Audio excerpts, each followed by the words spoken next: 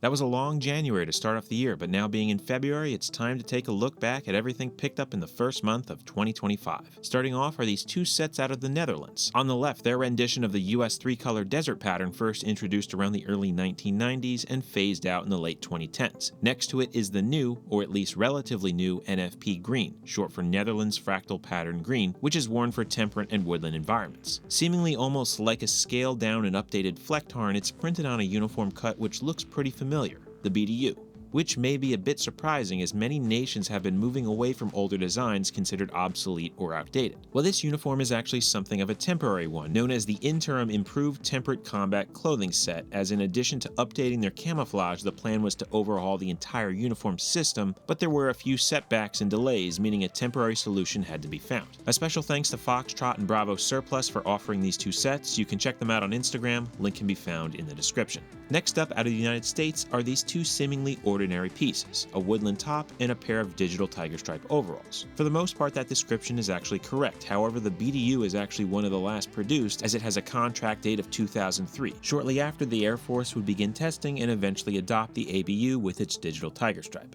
As for the overalls, they are the second half of the chore ensemble, of which the first half, the coat, was seen during a previous acquisitions video a few months ago. Being something of a limited private purchase item, these, like the top, are very big and bulky and weren't always that well received by those issued them. Just seeing how burdensome the two likely were to wear, another joke is in order. It's the Stay Puft Marshmallow Man. But thank you again, Mike, for sending these pieces in. Next up, and also from the United States Air Force, are these two blue shirts, which are often categorized as Blue OG 107 or 507, which is a little funny as OG stands for olive green. The reason for this is they're made in the same style as the utility uniforms bearing the OG 107 and 507 shades, which were the standard for much of the U.S. Armed Forces between the 1950s and 1980s, especially when it came to the Air Force, which these two are specifically for. Both are actually utility shirts bearing the Air Force shade 1577, which was one of two used by the branch for very specific forces, such as transient alert maintainers at air bases, certain training units, or in the case of the long sleeve seen here, forces stationed to the Strategic Air Command facilities housing intercontinental ballistic missiles such as the Minuteman used as a part of nuclear deterrence throughout the Cold War. Finally, all the way to the other side of the globe from the US, but bearing a pattern made famous by them, is a clone of the universal camouflage pattern out of Brunei.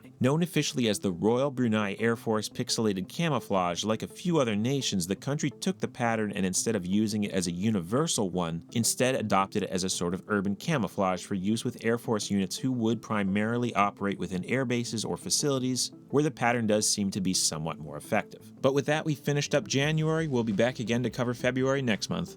Until then, everyone.